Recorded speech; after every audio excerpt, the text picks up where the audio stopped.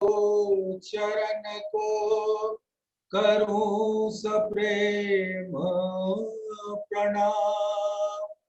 अशुभ हरन मंगल करन धनी श्रीदेव चंद्र जी नाम।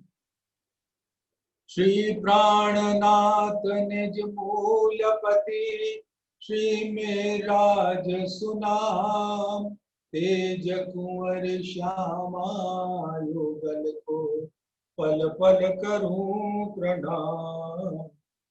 पिया जी को पल पल करूं प्रणाम। प्रथम लागू दो चरण को धनिये न छुड़ायो किन। लाख तले लालेड़िया मेरे जीव के यही जीवन। इन पांव तले पड़ी रहूं धनी नजर खोलो बातूं। पलना वालू निर्पुनेत्रे मेरे जीव के यही जीवन। मेरे जीव के ही जीवन।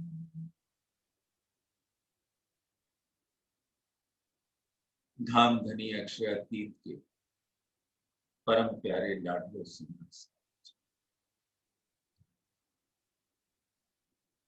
श्री मूल मिलावे में श्री जुगत स्वरूप के चरणों में विराजमान आपके श्री स्वरूप के चरणों में दिल से सिजदा।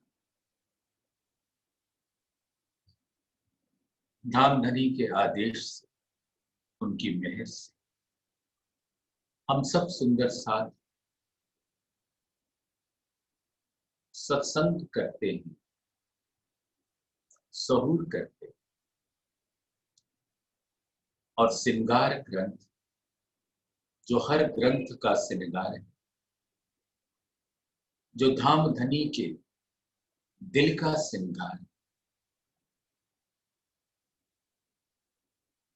उसके स्वरूप को ग्रहण करके उस पर सहूर करते। प्रकरण 21 श्रृंगार ग्रंथ।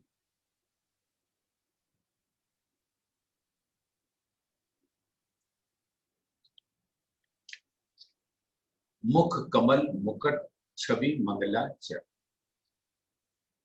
कल संध्या बेला तक 19 चौपाई तक को हम लोगों ने सहूर किया। आज 20वीं चौपाई से प्रारंभ करके आप सबके चरणों में निवेदन है कि अपने इस शरीर से, जीव और उसके अंतस्करण से बाहर निकल अपने मूल स्वरूप को देखने का प्रयास करें और अपनी सुरता मूल मिलावे में ही रखें। धाम धनी के चरण। अब जब आत्मा इस प्रकार से धनी के स्वरूप को देखती, मुख कमल,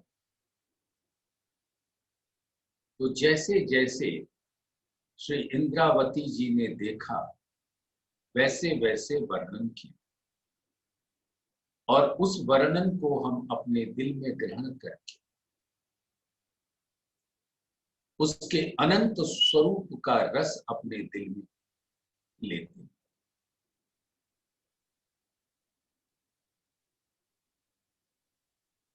जैसे गणित के विद्यार्थी इस बात को समझते हैं कि बहुत सारे तत्वों को जब मिला दिया जाता है तो उसको इंटीग्रेटेड स्वरूप कहते हैं और उस इंटीग्रेटेड स्वरूप के किरणों को डिफरेंशियल स्वरूप कहते हैं। अब ये कहने में थोड़ी कठिनाई जरूर हो रही है क्योंकि इसको मैं हिंदी में ठीक से बता नहीं पाऊंगा, फिर भी समझने वाले इसको समझ लें, क्योंकि परम धाम में हर स्वरूप धामधनी के दिल का डिफरेंशियल स्वरूप है, उसके अंदर वही गुण, और हर स्वरूप का इंटीग्रेटेड स्वरूप है राजी का दिल, यानी मूल अद्वैत। ये थोड़ी सी बात मैंने इसलिए कही कि जब हम अपनी सुरता परम धाम में ले जाते हैं तो हम 12,000 सखियां बैठी हैं धामधनी के चरणों में और घिरी हुई हैं 64 थंभों में के बीच, और 64 थंभ घिरा हुआ है रंग महल में, और रंग महल घिरा हुआ है 25 पक्षों में। तो हर स्वरूप जुड़ता जुड़ता जुड़ता किसी तरह से पहुंच जाता है। ये सारे बाह्य दत्त के स्वरूप हैं और वो धामधनी के दिल तक पहुंच जाता है। तो मार्फत स्वरूप को इंटीग्रेटेड स्वरूप कहते हैं, जहां सब आके मिल जाते हैं, सारी लहरें आकर सागर में समा जाती हैं, या सभी किरणें अपने मूल उद्गम में पहुंच जाती हैं।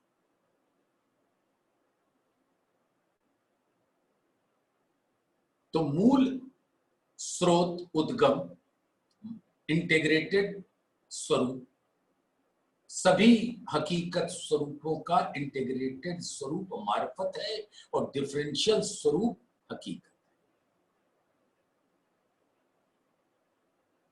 सुंदर साथ में कुछ गणित के विद्वान हैं, मैं जानता हूं,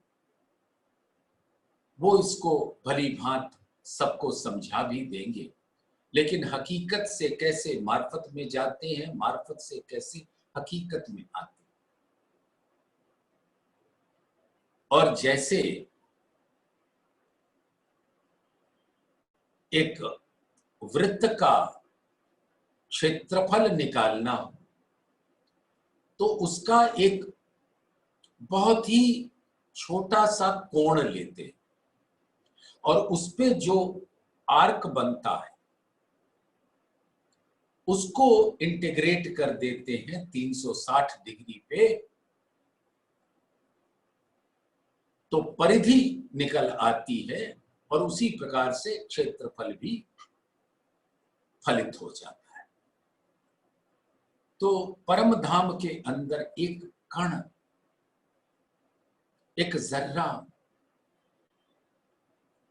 वो डिफरेंशियल स्वरूप है, और वो सबका मूल स्वरूप वो परब्रह्म, पूर्ण ब्रह्म, अक्षरातीत का दिल है। तो सुंदर साथ,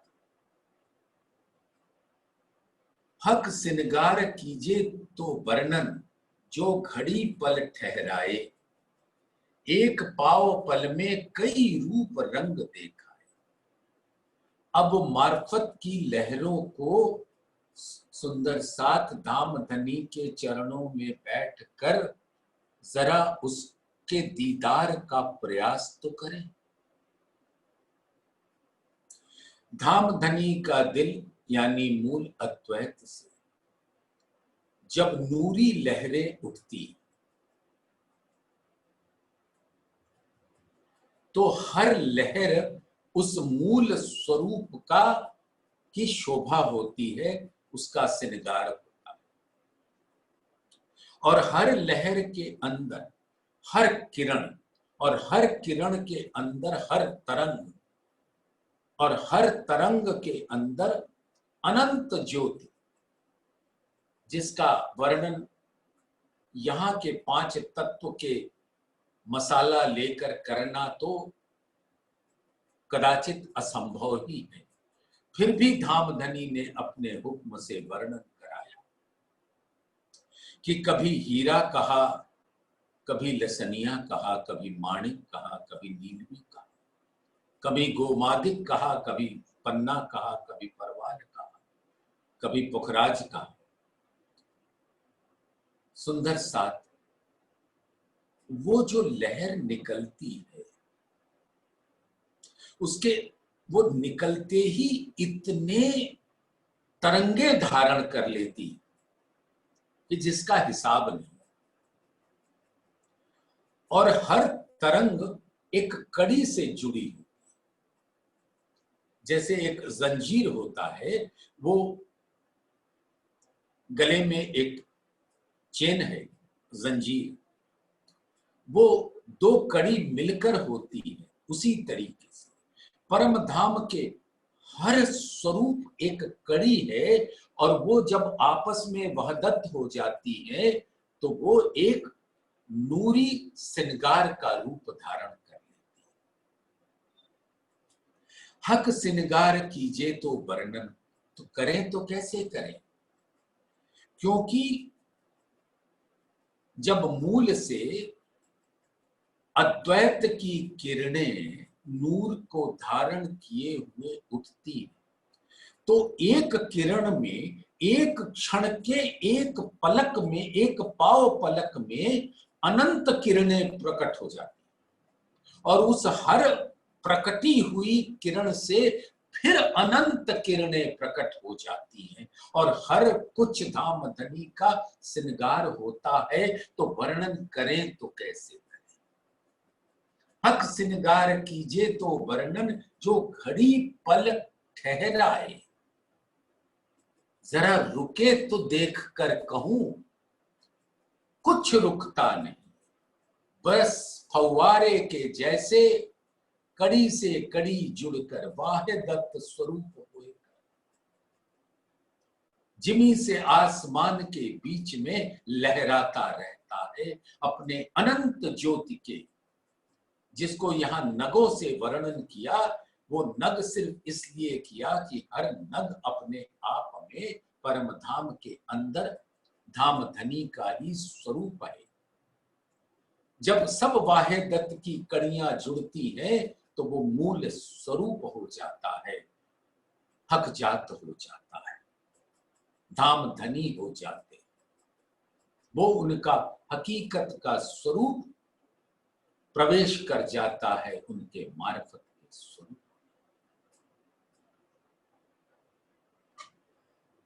एक पाव पल में कई रूप रंग देखा है। अब जैसे हम इस संसार के अंदर कभी कोई वृंदावन गया हो तो वहां पर बहुत झरने बहते हैं, कश्मीर गया हो तो वहां देखेंगे आप। तो इस तरीके से बहुत लहरें आती हैं और उसके अंदर सुंदर रंगीन बल्ब लगे होते हैं, और फव्वारे निकलते हैं तो बहुत सारे रंग प्रकट होते हैं। वो तो यहाँ के पंचभूतात्मक पांच तत्व के स्वरूप हैं, और वो जो त्रिगुणातीत है उसका, उसके रंगों का वर्णन करें तो कैसे करें। और हर रंग धाम धनी का श्रृंगार है।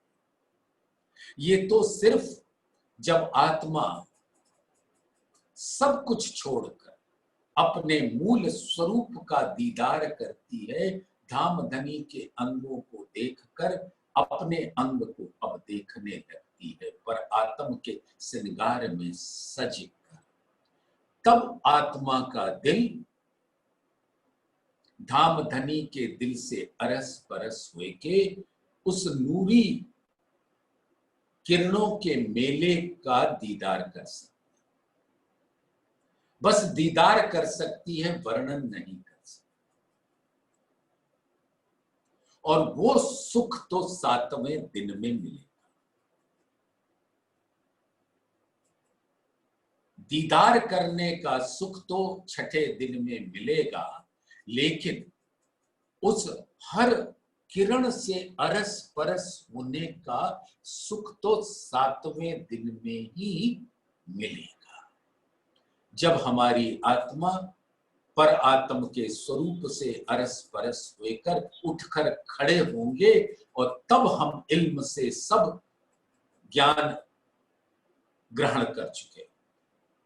और सुंदर साथ एक बात विचार लेना कि इस ब्रह्मांड में तो हम ये कहते हैं कि परम धाम का ज्ञान उतरा है तारतम ज्ञान, इसने सब कुछ प्रकट कर दिया।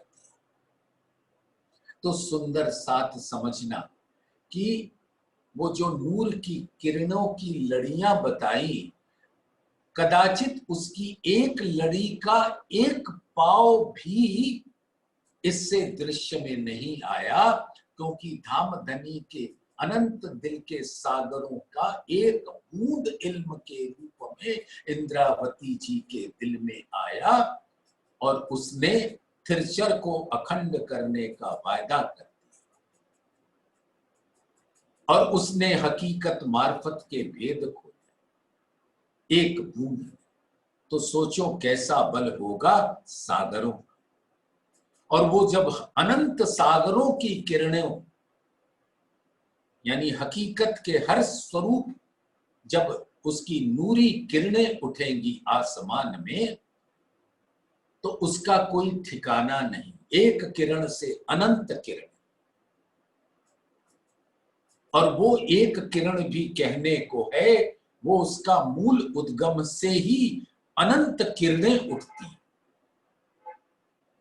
इसलिए इल्म भी इस संसार में हमें मात्र एक राह दिखाता है, अपने मूल स्वरूप की पहचान कर उस मजल पे चलने का और चितवन की गहराइयों में डूब जाने का मात्र एक रास्ता है।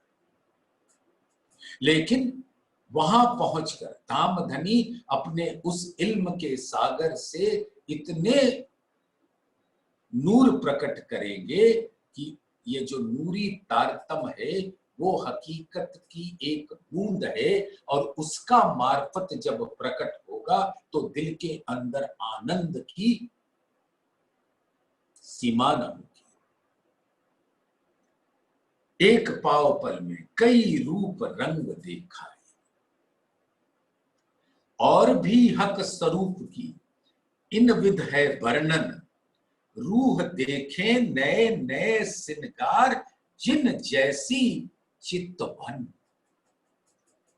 हकीकत के दिलों में जिस प्रकार का भाव मार्फत का स्वरूप डालता है, वैसी उसकी चितवन होती। तो वो नूरी किरण, उदाहरण के तौर पे सिर्फ बताने का प्रयास कर रहा हूं, लेकिन सुंदर साथ ऐसे यहां के उदाहरण से हमें तो क्षमा करें। जैसे एक जल का कुंड है, वहां से एक पाइप निकलता है और उस पाइप चारों तरफ से उसके नोजल्स प्रकट होते हैं, और हर नोजल से बहुत सारे फव्वारे निकलते हैं और मूल में बल्ब लगे होते हैं। वो मूल राज्य का दिल समझो, और जहां से सारे फव्वारे प्रकट होते हैं वो नूर की लहरें प्रकट होती हैं, और सब वो हौज का कुंड का सिनगार के रूप में प्रकट होकर उसी कुंड में वापस गिरती, हकीकत से प्रकट होकर मार्फत के अंदर प्रकट समा जाती। तो धामधनी जैसा दिल में डालते तो होता धामधनी के दिल से प्रकट। रूहों को ऐसा प्रतीत होता है कि उन्होंने जैसा चाहा वैसा देखा, और उसके हर रस का पान आत्माएं करती, हर कड़ी दूसरे कड़ी का रस पीती रहती, और सब रस मिलकर इतना मधुर होता है कि सब उस रस का ही स्वरूप हो जाते हैं और वो रस रंगों के साथ धाम धनी का श्रृंगार बन जाता है, परम धाम का श्रृंगार बन जाता है। ताथे वर्णन क्यों करूं किनविध कहूं श्रृंगार, ये शोभा हक सूरत की काहू वार न पार सुमार। इसका कोई और छोर नहीं। जैसे एक जल के कुंड में नमक डाल दीजिए, या यूं समझिए सागर नमकीन होता है। अब उसके ऊपर से जल निकालें तो नमकीन, बीच से निकालें तो नमकीन, गर्भ से निकाले तो नमकीन, चारों तरफ कहीं से भी निकाले तो वो नमकीन। इसी प्रकार से धाम धनी के दिल से प्रकट होने वाला हर स्वरूप इतना मधुर होता है, इतना रसमयी होता है कि जहां से पियो, जहां से ग्रहण करो, सब आनंद का स्वरूप होता है। मीठा यानी आनंद। तो धाम धनी के स्वरूप का वर्णन और उसके रंग और रस का वर्णन यहां की पंच तत्व की जुबान से असंभव है। ये तो मात्र आत्म दृष्टि से देखा जा सकता है, लेकिन आत्मा के दिल से जब मूल स्वरूप का श्रृंगार सज जाते हैं, तब उसके का दीदार भी होता है और रसपान भी होता है। और वो हमारे परमहंसों ने तो किया है। सुंदर साथ उनके कदमों कदम, अपने सतगुरु के कदमों कदम, श्यामा जी के कदमों कदम, जो मूल सतगुरु, चलना पड़ेगा। झूठी जुबा के शब्द सो और मायने लेना बका, जो सहूर कीजिए हक इल्मे तो कछु पाइये गुझ छिपा। अब उसको जो चितवन के द्वारा, जैसे इंद्रावती जी ने पहले जैसा धाम धनी ने सुनाया था वो सुन के वर्णन किया था, अब चितवन के द्वारा वर्णन, लेकिन प्रयोग में लाती है इस पंचभूतात्मक तन के झूठी जुबान। झूठी जुबान के शब्द भी झूठे, इस नश्वर संसार के शब्द, जुबान भी झूठी, इस नश्वर संसार का जुबान, और इससे प्रकट होने वाले इन जुबान और शब्दों से प्रकट होने वाले अखंड का वर्णन क्या हो? मायने लेना यानी मार्फत के रस को पीना इन जुबान और शब्दों से असंभव। जो सहूर कीजिए हक इल्म, अब धाम धनी ने अपना इल्म दिया, जागृत बुद्धि दी, तब बका की लहरों को आत्मा अपने दिल में धारण कर सकती है। जो सहूर कीजिए हक इल्मे तो कछु पाइये कुछ छिपा। तो मतलब उस खजाने को, उस दिल का क्या वर्णन करें? उसके अंदर से इतने लड़ियां निकल रही हैं नूर की कि एक लड़ी का वर्णन नहीं हो सकता, क्योंकि उसके रंग हर घड़ी हर पल इतने बदल जाते, और परम धाम ही सुंदर सा के अंदर जो रंग हैं वो इतने अनंत हैं कि हर एक रंग दूसरे रंग से होड़ करते रहते हैं, माहो माहे करें जंग, युद्ध सा होता प्रतीत होता है। और जब दो रंग मिलते हैं तो तीसरा रंग ही पैदा हो जाता है। तो यही विचार में नहीं आएगा कि इसका मूल रंग क्या है।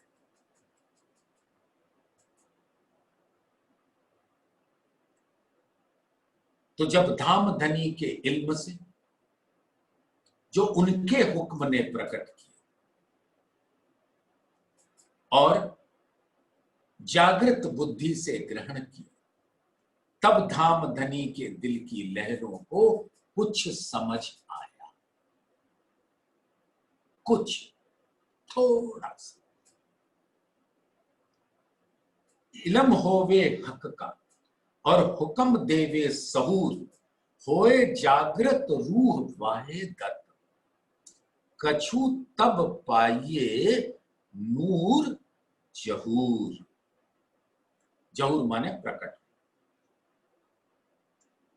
तो एक तो धाम धनी का इल्म उनके दिल के सागर से प्रकट हुआ, चाहे एक बूंद ही क्यों ना हो, एक छोटी सी लहर ही क्यों ना हो, है तो वो धाम धनी के इल्म का। जैसे अभी नमक का उदाहरण दिया था सागर में, कि वो इल्म को जहां से भी लोगे वहां धाम धनी का दिल ही दिखेगा, धाम धनी का स्वरूप ही उस इल्म में दिखेगा, वैसा ही रस वैसा ही धन। इल्म होवे हक का और हुक्म देवे सब। अब जब धाम धनी अपने दिल से आदेश देते कि इन्हें जागृत बुद्ध अता किया जाए, तो वो जागृत बुद्धि जब आत्मा को मिलती है तो इल्म का सहारा, जागृत बुद्धि की रोशनी, होए जागृत रूह वाहिद, तब जो पर आत्म का स्वरूप है वो आत्मा के दिल में धारण करने की स्थिति बनती। आत्मा जब धाम धनी के अंगों को इल्म से निहारती और जागृत बुद्धि से उसको ग्रहण करती है, वो अंग पर आत्मा के दिल के नैनों के सामने खड़ी हो जाती है। जब पूर्ण स्वरूप धाम धनी का आत्मा के दिल के अंदर प्रवेश करता है तो पर आत्म का सभी अंग उसके सामने खड़े हो जाते हैं और उस पर आत्म के अंगों का प्रतिबिंब है आत्मा। तो आत्मा कभी पर आत्म अपने मूल स्वरूप के अंगों को, उनके श्रृंगार को निहारती है और कभी अपने अंगों को निहारती है, और निहारते निहारते अरस परस हो जाती। और जब 7वें दिन में ये अरस परस होंगे तब पर आत्म के नैनों से सब कुछ दीदार होगा। जो मूल स्वरूप है अपने जाको कहिए पर आत्म, सो पर आत्म ले के विलसिए संग खसम। तो ये विलसना तो 7वें दिन की लीला में ही संभव, 6ठे दिन की लीला से मात्र उसके दीदार का रस प्राप्त कर सकते। आत्मा पर आत्म के स्वरूप का दीदार करेगी, अपने स्वरूप का दीदार करेगी, धाम धनी के स्वरूप का दीदार करेगी, लेकिन आत्म पर आत्म से अरस परस 7वें दिन में ही होगी, जब यहां का सब कुछ छोड़ चुकी।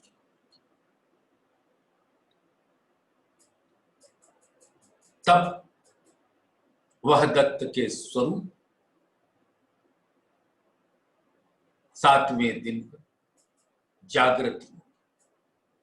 कछु तब पाइये नूर जहूर, तब धाम धनी के दिल के नूर का प्रकटीकरण पर आत्म के दिल में आएगा, तो आत्म के दिल में आएगा। ये सुपन देह 5 तत्व की, ये सब आप जानते हैं। ये जो सपने का तन है वो यहाँ के स्थूल 5 तत्व, पृथ्वी जल अग्नि वायु आकाश, जो अक्षर ब्रह्म के मन स्वरूप अव्याकृत के अंदर जो संकल्प और विकल्प की स्थिति होती है, उससे विक्षोभ जो पैदा होता है, चर्निंग जो होती है, जैसे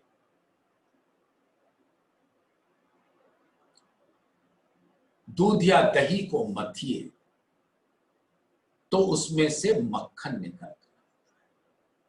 मक्खन उस दूध दही के अंदर रहता है, लेकिन वो मक्खन का रस तो अपना जुदा होता है। मक्खन का रस आपको न दूध में मिलेगा न दही में मिलेगा, लेकिन जब मथ देंगे और तब वो मक्खन आएगा तो वो मक्खन का रस ही कुछ अद्भुत होगा। ये तो मैं धाम की बातें करने लग जाता हूं। जब भी इवन अव्याकृत की बात करते हैं तो धाम धनी का स्वरूप याद आ जाता है। करें तो क्या करें, दिल में तो वही बसते। तो जब यहां विक्षोभ होता, विक्षोभ माने मथना, तो वो मन का जो भवसागर स्वरूप है, उसके अंदर से मथ कर उस मन का मन स्वरूप आदि नारायण प्रकट हो जाते और उनके स्वरूप से ये 5 तत्व प्रकट होते, जो महाप्रलय में उनमें ही विलीन हो जाते हैं। ये सुपन देह 5 तत्व की वस्त्र भूखन उपले ऐसे हैं, और जो वस्त्र और आभूषण है वो भी इन्हीं 5 तत्वों के प्रकार है। अर्श रूह सूरत को मुहकक पहनावा क्या कहे, और जो धाम धनी के इल्म से अपने स्वरूप को जान बैठा है, वो ये समझ रहा है कि परम धाम की रूह की सूरतों का वर्णन हो ही नहीं सकता, और उनके श्रृंगार का वर्णन यहाँ के शब्दों में हो सकता। ये तो चितवन की गहराइयों में मात्र 6ठे दिन की लीला में देखा जा सकता है, और 7वें दिन में उसका रसपान किया जा सकता है। रूह सूरत नहीं तत्व की, जो परम धाम की आत्माएं हैं, उनका इन 5 तत्वों से कोई लेना देना नहीं। जो यहां पर वस्त्र पहनना उतारने की प्रक्रिया होती है, वो परम धाम में नहीं, क्योंकि परम धाम के हर स्वरूप नूर के हैं। नूर को नूर जो नूर है, कौन तिनको सिनगारे। सुंदर साथ बड़े प्यार से दिल लगाकर ग्रहण करना वो चिदघन स्वरूप, सच्चिदानंद स्वरूप, वो चिदघन स्वरूप की जो दिल है, वो मूल अद्वैत है, उसको कहते हैं नूर। वो असल नूर है, और उसकी 2 लहरें उठती। यहां के शब्दों में एक लहर को कहते हैं सत अंग, वो भी नूर की लहर, और दूसरे लहर को कहते हैं आनंद अंग, वो भी नूर की। तो हादी का यानी आनंद अंग का श्यामा जी किसके नूर अंग? हक, यानी उनके चिदघन स्वरूप मूल अद्वैत के। और रूहें अंग हादी की, हादी अंग नूर है रूहें, यानी वो अनंत परम धाम, खाली 12,000 नहीं, सभी 25 सब हादी की। और जो सत अंग वाली लहर नूर की उठी, उसकी भी हर लहर तो नूरी ही है और उसका प्रकट स्वरूप योग माया का ब्रह्मांड है। आनंद योग माया, सत्स्वरूप केवल ब्रह्म, सबलिक ब्रह्म, अव्याकृत ब्रह्म। वहां अक्षर ब्रह्म के नूर की वाहिद है और परम धाम में आनंद अंग के नूर की वाहिद और परम धाम के हर वाहिदत्त स्वरूप वो चिदघन स्वरूप मूल अद्वैत उनका मार्फत स्वरूप। तो इसको दोनों दृष्टि से सुंदर साथ देख सकता। ज्ञान दृष्टि से देखो, नूर यानी योग माया का ब्रह्मांड, उसका नूर है अक्षर ब्रह्म और उसका नूर है राज्य का दिल। नूर को नूर जो नूर है। अब उसी प्रकार से अब इश्क की दृष्टि से देखो तो परम धाम इश्क का स्वरूप है नूरी स्वरूप। उस नूर का नूर है श्यामा जी और श्यामा जी के नूर है धामधनी का चिदघन स्वरूप मूल अद्वैत। तो 25 पक्षों के नूर श्यामा जी और श्यामा जी के नूर है मूल। 25 पक्षों के मूल है श्यामा जी और श्यामा जी के मूल है धामधनी अक्षरातीत नूर जमान। तो किसी भी ज्ञान दृष्टि से देखो या इश्क की दृष्टि से देखो, प्रेम की दृष्टि से देखो, हर नूर का मूल है मूल अद्वैत और हर का रंग विद विद का है, हर का रस विद विद का है। रास लीला में योग माया का रस धामधनी सुंदर साथ को पिला चुके। अब जागनी रास में अपने इल्म के सागर का रस पिला रहे हैं और जब 7वें दिन में खड़े होंगे तो धामधनी साक्षात अपने दिल का रस पिलाएंगे। उस रस में झीलने का, उन रंगों के किरणों में झीलने का तैयारी करिए सुंदर साथ। हम सबको तैयारी करनी। पहले दृढ़ कर हक सूरत। हाँ, यहां तो जो नूर को नूर जो नूर है, कौन तिनको सिनगारे। तो उस मूल के सिनगार का वर्णन जो हर घड़ी हर पल अपने इन किरणों से बदलता रहता है, उसका सिनगार का वर्णन शब्दों में नहीं हो सकता। पहले दृढ़ कर हक सूरत, ए अंग किन नूर के। तो जो धामधनी का हकीकत स्वरूप जुगल स्वरूप होय के कंचन रंग के सिंहासन पर मूल मिलावे में विराजमान है, अपने अंगी सुंदर साथ के संग उनके अंग, उस हक सूरत के अंग किस नूर का है? वो धामधनी के दिल जो नूर है उसका ही प्रकट स्वरूप है और उस दिल के अंदर इश्क है। इसलिए इश्क को कहते हैं नूरमयी इश्क। तो अंग अंग धामधनी का नूरमयी इश्क का स्वरूप है, इसीलिए उनके हर अंग इश्क के सागर। तो इल्म से पहले दृढ़ कर हक सूरत, ए अंग किन नूर के। तो नूर को नूर जो नूर है, उस नूर का प्रकट स्वरूप हक सूरत।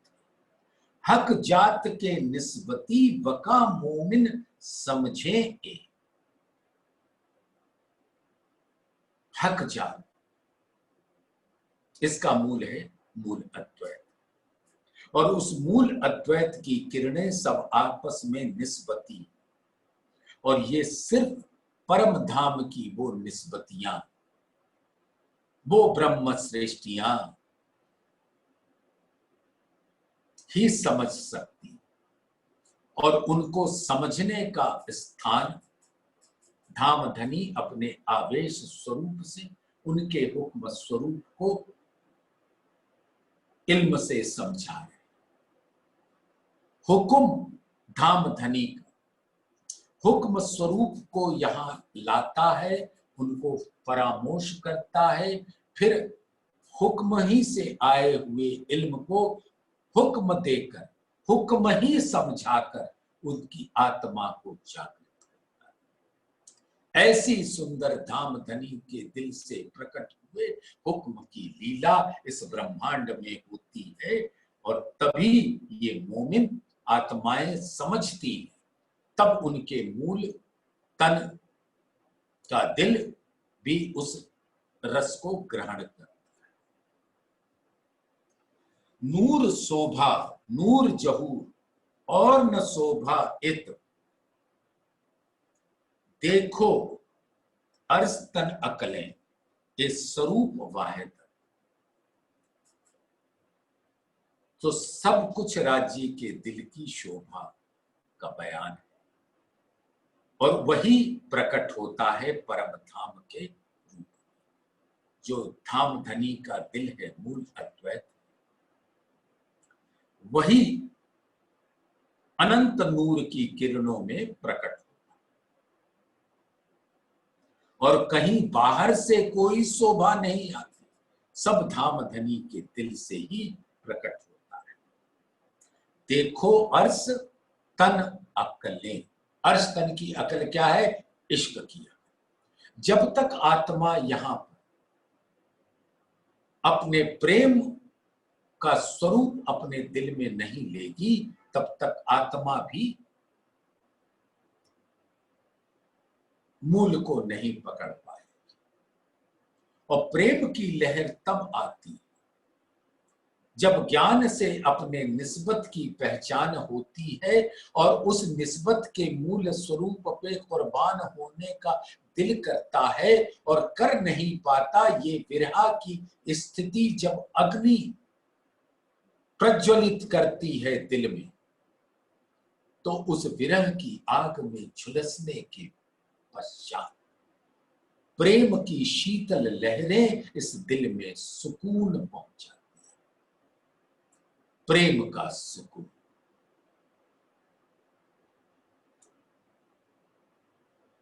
तो अर्स्तन की अकल जो है वो प्रेम की अकल है, इश्क की अकल है। और वो किसके अंदर होती है? वाहिदत के स्वरूप, क्योंकि वाहिदत का हर स्वरूप धाम धनी के दिल का स्वरूप है, जो नूर है, इश्क। इसलिए सभी वाहिदत के स्वरूप नूरमयी इश्क के स्वरूप है। नाजुकी इन स्वरूप की और अति कोमलता। सुंदर साथ, चलिए आज सुंदर साथ बयान करें। अब मैं आपके सभी के हस्त कमल में आपके आदेशानुसार एक एक गुलाब का फूल रख देता हूं, बिना कांटे के। अब उस फूल की पंखुड़ी की कोमलता का बयान यहां के शब्दों के सागर में डूबकर जरा करके तो दिखाइए। बस यही कहेंगे, बड़ा कोमल है, बड़ा प्यारा है, बहुत अच्छा लगता है। लेकिन कोमलता का बयान, उसकी सुकुमारता का बयान, यहां कोई शब्द ही नहीं। नाजुकी इन स्वरूप की और अति कोमलता। तो धाम धनी का जो स्वरूप है अति नाजुक है, अति कोमल है, अति सुकुमार है। उसका बयान के लिए इस झूठी जुबान के पास शब्द नहीं। इस ब्रह्मांड में घूम आए, शब्दों के सागर में डूबे, सुंदर साथ एक शब्द नहीं, क्योंकि धाम धनी के मुख की कोमलता का वर्णन सिर्फ मुख ही कर सकता है। उनका मुख वैसा ही है जैसा धाम धनी का मुख, कोई शब्द नहीं। नाजुकी इन स्वरूप की और अति कोमलता, सो इन अंग जुबा क्या कहे। इस पांच तत्व के अंगों की जुबा से क्या कहें। नूर जवाल सूरत, उस अखंड स्वरूप अक्षरातीत के स्वरूप का वर्णन, उसकी कोमलता, उसकी नाजुकी का वर्णन कहां से लाए। उसको तो सिर्फ महसूस किया जा सकता है। जैसे परम धाम के अंदर धाम धनी के चरण कमल जब जिमी पर पड़ते हैं, क्या वो गिलम पे हो, क्या वो चांदनी चौक पे हो, क्या वो रंग महल की जिमी पर, कहीं भी वो जिमी, वो गिलम, वो चांदनी चौक की रेती, सब आत्म स्वरूप है, वाहिदत स्वरूप है। अब जब धाम धनी के चरण कमल उस पर पड़ते हैं तो उसकी कोमलता का अनुभव किसको होता है। कौन बलिहारी जाता है। वो आत्म स्वरूप जिस पर चरण कमल पड़े।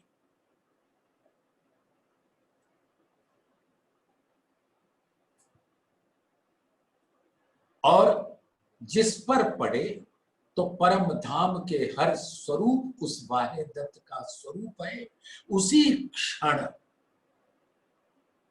हर परम धाम के 25 पक्ष और 12,000 ब्रह्म सृष्टियों के दिल में उस कोमलता का रस बहने लगता है।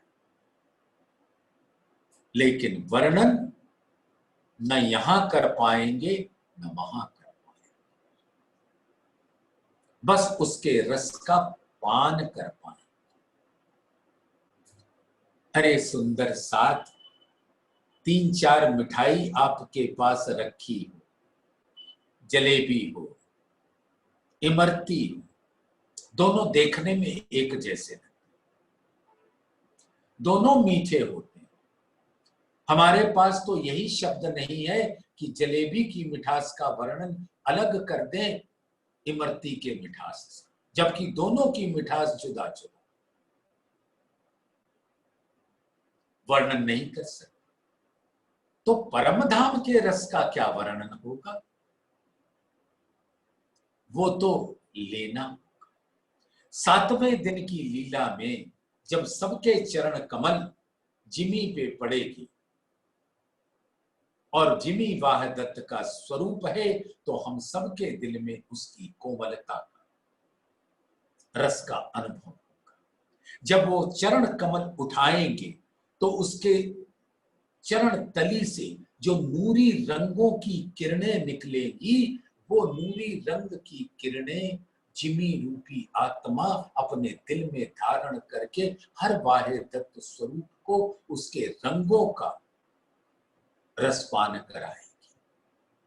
जब रखेगी तो उसकी नाजुकी का रसपान कराएगी, कभी रंगों का, कभी कोमलता, कभी सुगंध का। गुलाब के फूल की सुगंध क्या वर्णन करें। सिर्फ यही कहते हैं इसकी सुगंध बहुत मधुर है, मीठी, अच्छी है, भली, लेकिन उसका वर्णन नहीं कर सकते।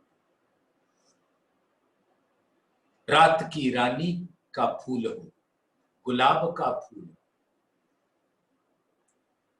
सबों के सुगंध जुदा जुदा, बस सुगंधित कह सकते हैं। इसी प्रकार से धाम धनी के चरण कमलों के सुगंध का कैसे वर्णन करें।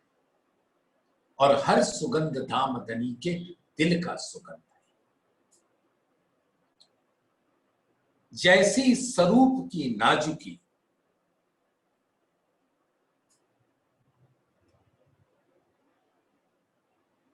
सो इन अंग जुबा क्या कहे, नूर जमाल सूरत।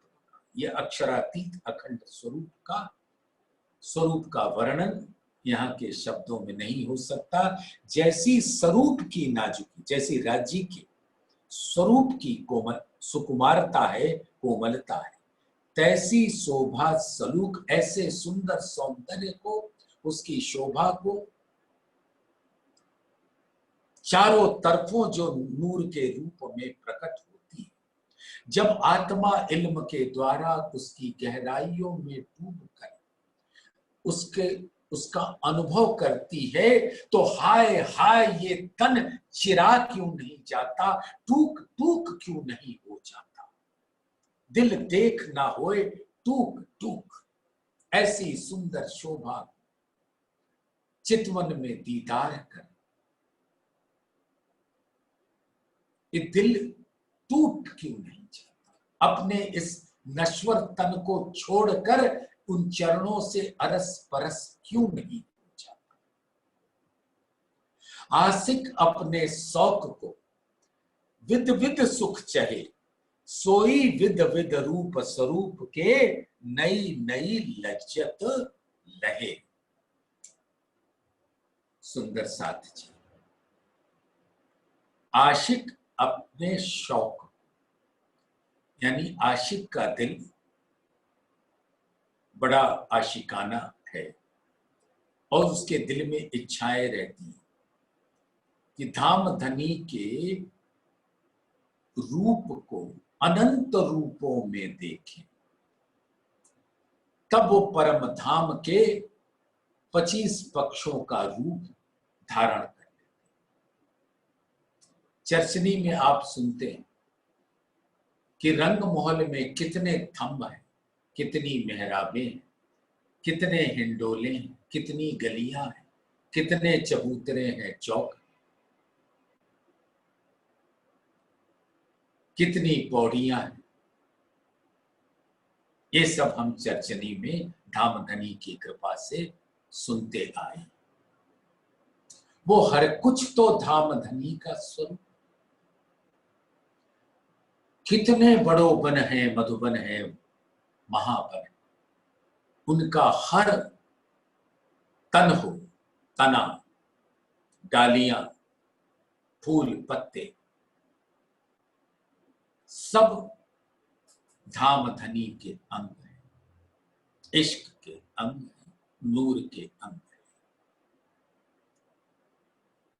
और आत्मा अब ये इल्म से जान गई कि हर स्वरूप राज्य का स्वरूप।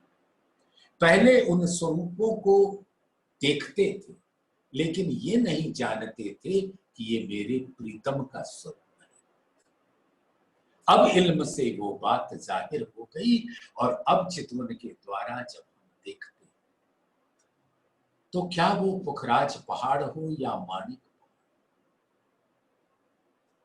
क्या वो बड़ो बन हो, मधुबन हो, महाबन, क्या वो जवेरों की नहरें हो, क्या वो मानिक पहाड़ का फिरावा हो, वन की नहरों का फिरावा हो, छोटी रांग का फिरावा हो, बड़ी रांग का फिरावा हो, उसके चारों तरफ वन के स्वरूप, जमुना जी हो, पुल हो, कुंज निकुंज हो, हौज कौसर, 24 हांस का महल हो, बड़ो बन के वृक्ष हो, बट पीपल की चौकी हो, नूर बाग, फूल बाग, अन्न बने दूध गलीचा, पश्चिम की चौगान हो, चाहे बच्चे हो, लाल चबूतरा हो, बड़ो बन के अखाड़े हो, ताड़ बन हो, खड़ो कली, बड़ो बन मधुबन महाबन के विस्तृत स्वरूप, पुखराजी रौस हो, वन रौस, सभी स्वरूप धामधनी का स्वरूप। सातों घाट सातों वन, केल लिबोई अनार अमृत, जामुन नारंगी पट, और अमृत वन में चांदनी चौक। क्या खुले थंब हो, क्या अक्सी थंब हो, क्या पौड़ियां, अपने आप में हर स्वरूप धाम धनी का वाहिद स्वरूप है, जो हमें पहले नहीं पता था, अब पता चल गया। तो अब हर स्वरूप की सुगंध, कोमलता, उसके नूर का रस आत्मा अपने दिल में ग्रहण कर सकती है। आशिक, आत्मा आशिक, धाम धनी। तो आशिक अपने शौक को विद विद सुख चाहे। अब आशिक को उस हर तन का रस चाहिए और हर तन के अंदर विराजमान दिल के मूल दिल का रस चाहिए। वो सिर्फ हकीकत का रस प्राप्त करके पूर्ण रूप से आनंदित नहीं होती, जब तक आत्मा धाम धनी के दिल का भी रस ना पी ले। नूर सागर, नीर सागर, क्षीर सागर, दधि सागर, घृत सागर, मधु सागर, रस सागर, सर्वरस सागर, हर सागर का रस जब तक आत्मा पी नहीं लेती, उसका शौक पूरा नहीं होता। और जान लो सुंदर साथ, ये शौक कभी पूरा होगा ही नहीं, क्योंकि परम धाम में 7वें दिन में खड़े हो जाने के बाद भी हर सागर में, अनंत सागरों की लहरों में हम लहराते रहेंगे, झीलते रहेंगे, और वो लहरें कभी गिनी नहीं जा सकती।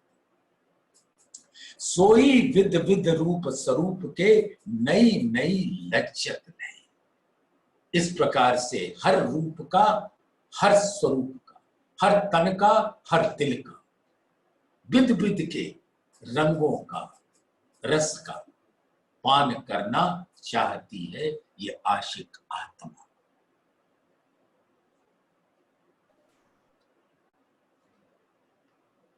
दिल रूहें 12,000 को, रूप नए नए चाहे दम दम, दे चाहिया स्वरूप सबन को, इन विद कादर खसम।